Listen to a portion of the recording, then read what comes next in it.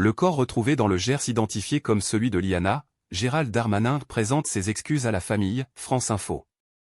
Le corps retrouvé dans le Gers identifié comme celui de Liana, Gérald Darmanin présente ses excuses à la famille. Je suis furieux de cette situation, a dénoncé le ministre sur TF1, faisant valoir un immense échec dans le traitement pénal du suspect. Publié le 05-06-2026 20h57 mis à jour le 05-06-2026 21h48 temps de lecture, 1 minute. Le corps retrouvé jeudi 4 juin sur un site agricole de Puy-Casquier, dans le Gers, est bien celui de Liana, la collégienne disparue depuis une semaine. FTV. La fin des recherches. L'autopsie a déterminé que le corps retrouvé jeudi 4 juin dans un site agricole du Gers est bien celui de Liana, une collégienne de 11 ans disparue le 29 mai à Fleurance, a annoncé le procureur d'Agen en fin d'après-midi vendredi 5 juin. Le corps avait été découvert dans le silo d'un site agricole désaffecté dans lequel le suspect avait travaillé il y a 8 ans, dans la commune de Puy-Casquier, à une quinzaine de kilomètres de Fleurance, bourg du Gers où elle a été vue pour la dernière fois, montant dans la voiture du suspect, en sortant de son collège. L'identification de la victime est confirmée, au moyen d'une comparaison d'ADN, a déclaré le procureur d'Agen, en charge de l'enquête, précisant que les médecins légistes, en l'état de leurs investigations, ne sont pas aujourd'hui en mesure d'indiquer quelles sont les causes de la mort. Il est clair qu'il y a un dysfonctionnement, et c'est inacceptable, a déclaré depuis le Monténégro le président Emmanuel Macron, qui ne veut entendre aucun argument de moyen dans cette affaire. Vendredi soir sur TF1, Gérald Darmanin a déploré que l'institution judiciaire n'ait pas su protéger la fillette, en estimant qu'on a failli dans le suivi des plaintes déposées contre le principal suspect. Se disant furieux et pointant un immense échec, le garde des Sceaux a estimé que si jamais les intuitions qui sont les miennes sont avérées, il en tirerait de toutes les conséquences, en proposant évidemment des sanctions à l'encontre de magistrats pour des défaillances, des fautes professionnelles. Sujet suivant.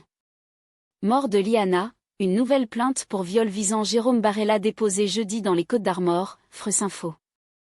Mort de Liana, une nouvelle plainte pour viol visant Jérôme Barella déposée jeudi dans les Côtes-d'Armor. Il s'agit de la 4e plainte pour ce motif contre l'homme de 41 ans, suspecté d'avoir tué la collégienne un temps disparue dans le Gers. 2 signalements pour comportement inapproprié étaient par ailleurs remontés aux autorités. Publié le 06-06-2026 minuit 21 temps de lecture, 2 minutes. Un policier en février 2025. Images d'illustration. Patrick Fouque AFP. Une nouvelle procédure dans un dossier déjà très épais. Une plainte pour viol a été déposée à l'encontre de Jérôme Barella, jeudi 4 juin à Saint-Brieuc-Côtes-d'Armor, a appris France Télévisions, vendredi 5 juin, de sources proches du dossier. Une jeune fille aurait reconnu le visage de son agresseur sur des photos du suspect dans la mort de Liana, et dénonce des faits commis en 2023.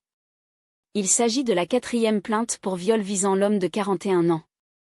Une première plainte avait été déposée en 2022 pour un viol présumé en 2020, et dénoncée par une mineure née en 2013 et donc âgée de 7 ans au moment des faits allégués au domicile du suspect à Montestruc-sur-Gers.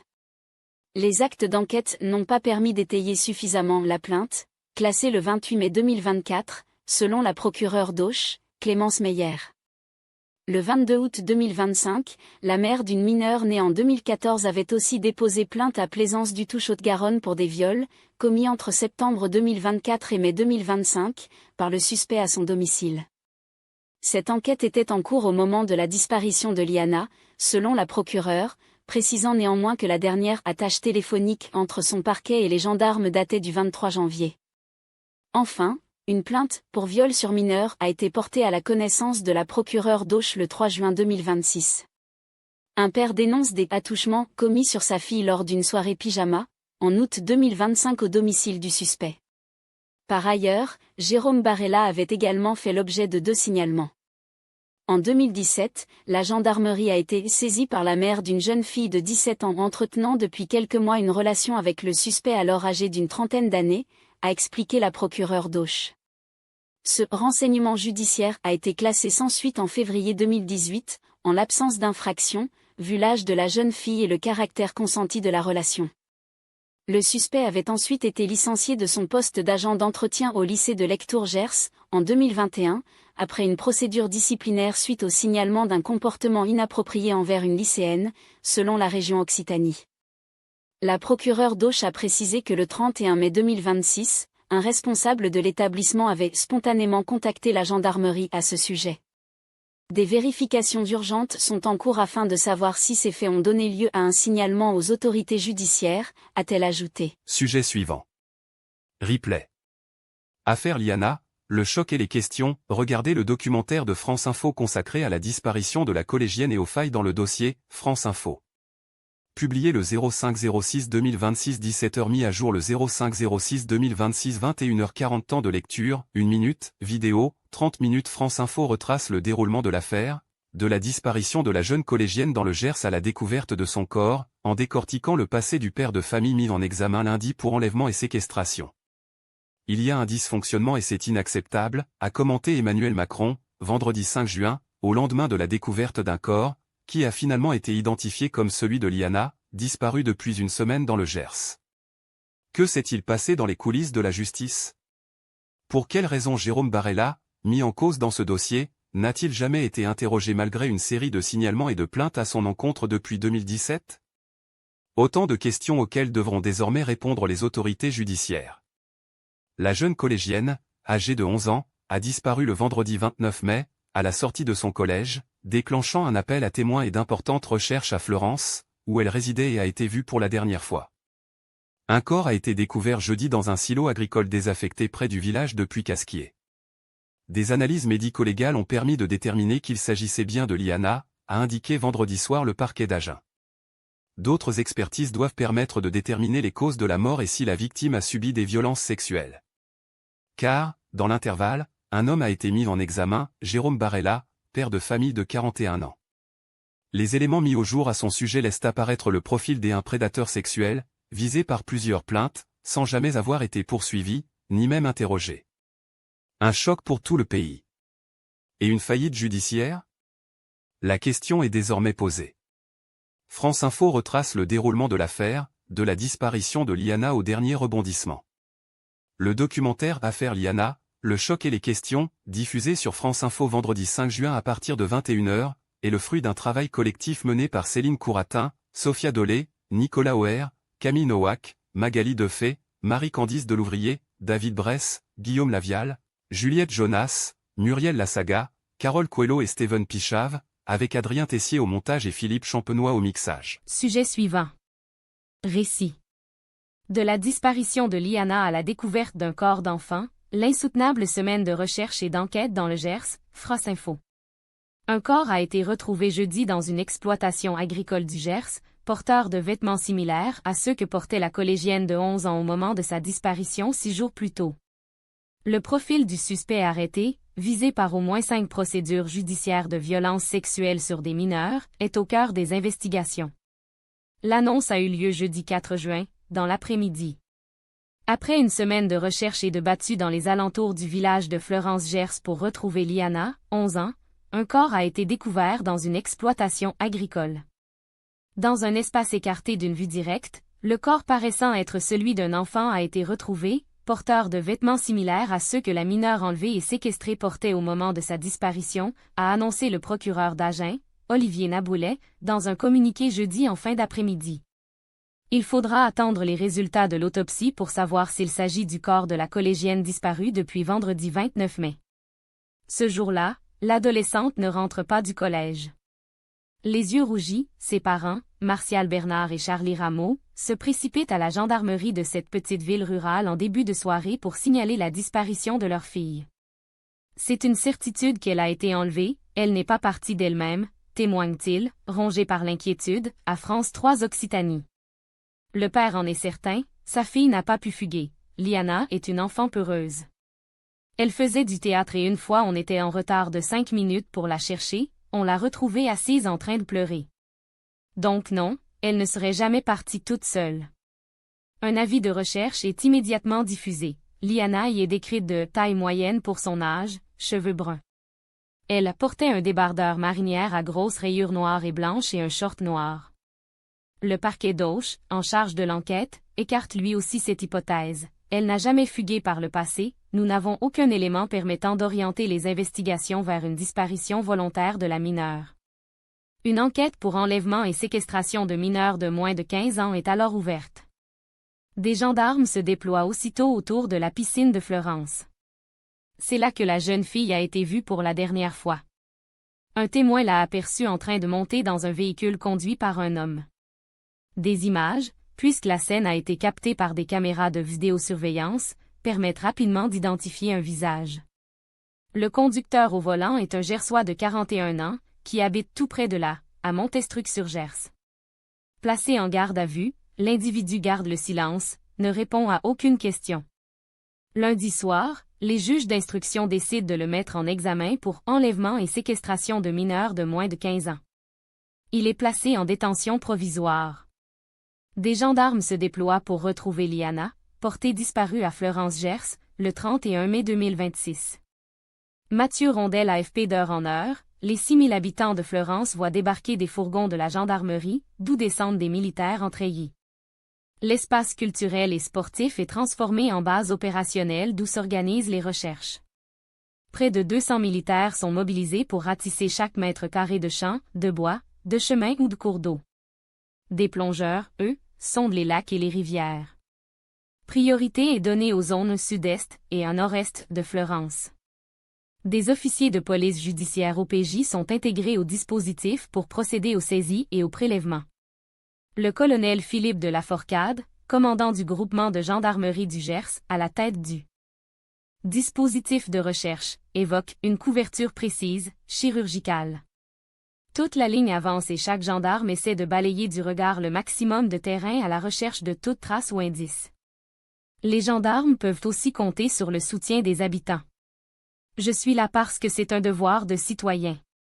On fait ça pour la famille, pour la petite, confie à France 3 Aimé, qui s'est jointe à la battue du dimanche. Mercredi, au 6e jour de recherche, les chasseurs et les pêcheurs du secteur sont à leur tour mobilisés.